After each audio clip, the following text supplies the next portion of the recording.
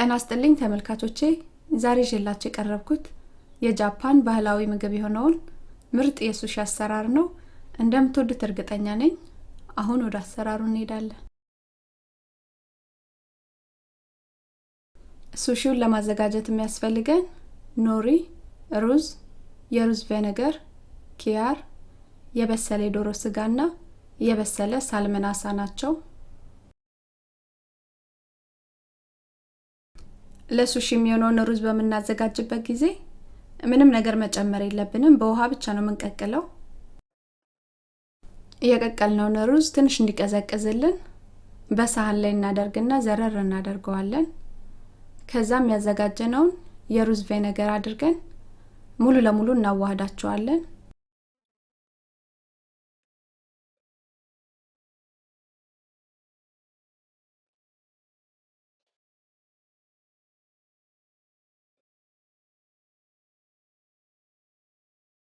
አሁን ደግሞ ኪያሩን በቁመቱ አድርገን በስሱ ያደረግን እንከትፈዋለን። የኪያሩን የውስጠኛውን ክፍል ካልፈለግነው ማስወጣት እንችላለን።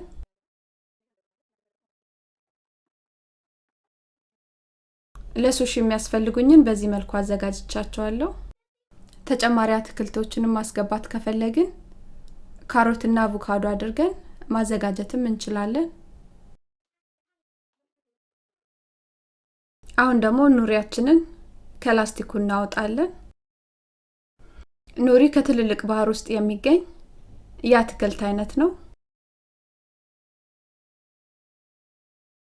የኑሪውን ለስላሳውን ክፍል ከስር ነው የምናደርገው። ሩዝ የምናስቀምጥበት ከላይ ያለው ትንሽ ሻከር ያለና ብዙም አያንጸባርቅም። ሱሺ በመናዘጋጅበት ሰዓት ባምቡ ማት ያስፈልጋናል ወይም ተመሳሳይ ለመጠቅለል እንዲመቸን። እጃችንን በንጹህ ውሃ ያስነካን በቂ ነው የምንለውን ሩዝ በእጃችን ላይ እንጠቀልልና ወይም እናድቦለቡልና ኑሪው ላይ እናስቀምጣለን። ኑሪውን ሙሉ ለሙሉ በሩዝ አንሸፍነው የተወሰነ እናስቀራለን። በመንጠቀለልበት ጊዜ እንዳያስቸግረንና በቀላሉ እንዲያያዝልን ከላይ በኩል ጫፏ ላይ የተወሰነች እናስቀራለን። ሩዙን ኑሪው ላይ ልክ እንደዚህ ካስተካከልን በኋላ ካዘጋጀነው ኪያሩንና ሳልመኑን እናደርግና እንጠቀልላቸዋለን።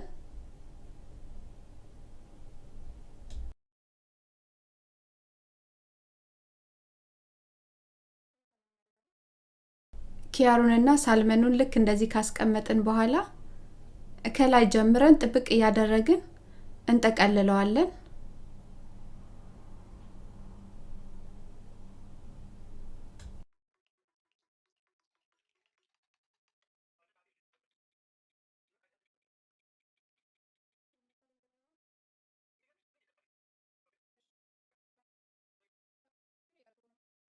አሁን ደግሞ የዶሮ ስጋውን ሱሺ እናዘጋጃለን።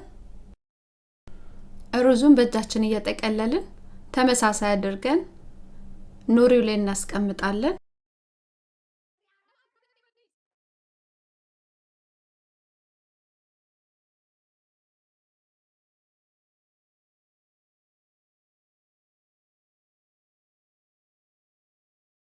እኔ ተጠቀምኩት የሳንዱች የዶሮ ስጋ ነው።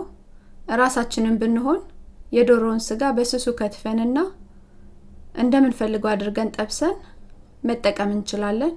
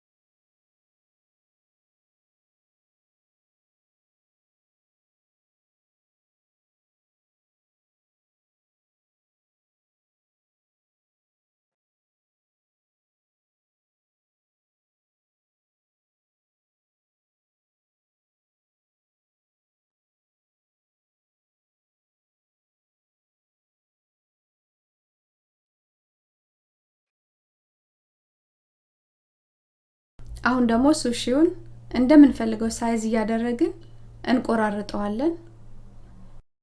ሱሺው በቀላሉ እንዲቆረጥልን እምንቆርጥበትን ቢላ በውሃ ያስነካን ነው የምንቆራርጣቸው።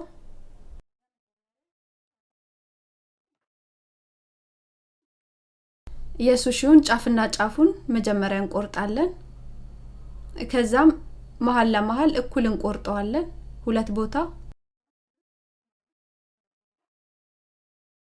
ቦታ ልክ እንደዚህ ከቆረጥነው በኋላ እያንዳንዳቸውን ሁለት ቦታ እንቆርጣቸዋለን እንደገና።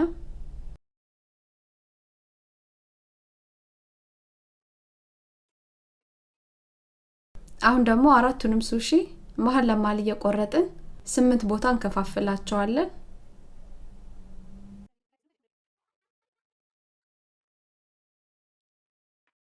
ሁሉንም ያዘጋጀናቸውን ሱሺዎች በዚህ መልኩ እየቆረጥን ወደ ማቅረቢያችን እናስተካክለዋለን።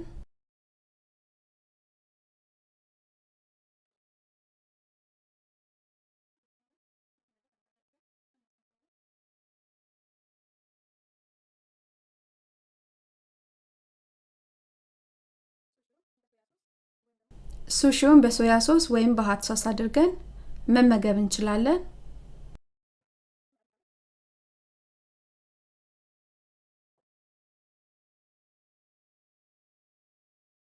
ይሄን ይመስላል ምርጥ የጃፓን ሱሺ አሰራር። እንደወደዳችሁት እርግጠኛ ነኝ። አስተያየት ጥያቄ ካላችሁ እቀበላለሁ። አመሰግናለሁ። ደህና ሁኑ።